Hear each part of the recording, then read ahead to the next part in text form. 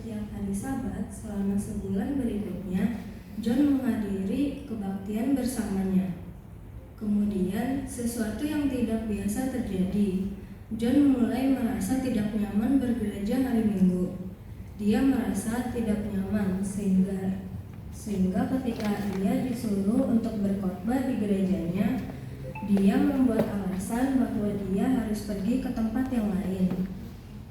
Mulai dari situ, John mulai tidak makan makanan yang haram seperti cumi-cumi dan daging anjing.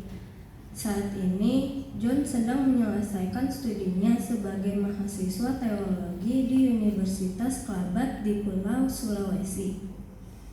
Dia senang Ingrid menolak makanannya.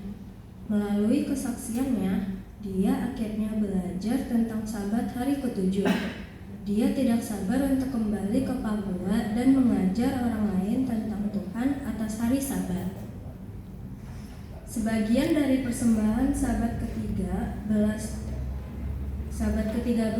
di bulan ini akan membantu menyebarkan Injil di pulau asal John, yaitu Papua.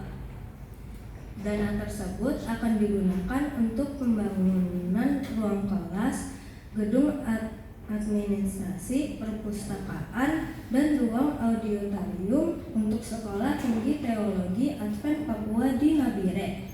Dan kebetulan Universitas Klabat, tempat John kuliah di Pulau Sulawesi, menerima bagian dari persembahan Sabat ke-13 tahun 1981. Jadi, kisah inspiratif tentang John yang mengalami perubahan besar dalam hidupnya setelah bertemu dengan Ingrid, seorang Advent. Melalui pertemuan itu, John menemukan kebenaran tentang Sabat hari ke-7 dan memutuskan untuk mengikuti jalan Tuhan dengan lebih dekat.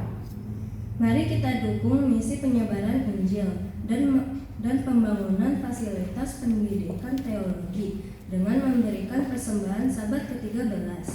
Dengan demikian, kita dapat membantu menyebarkan kasih Allah dan membangun generasi penerus yang kuat dalam iman. Semoga kisah John dapat menjadi inspirasi bagi kita semua untuk terus mencari kebenaran dan mengikuti jalan Tuhan dengan lebih dekat. Demikian berita Misha. Terima kasih.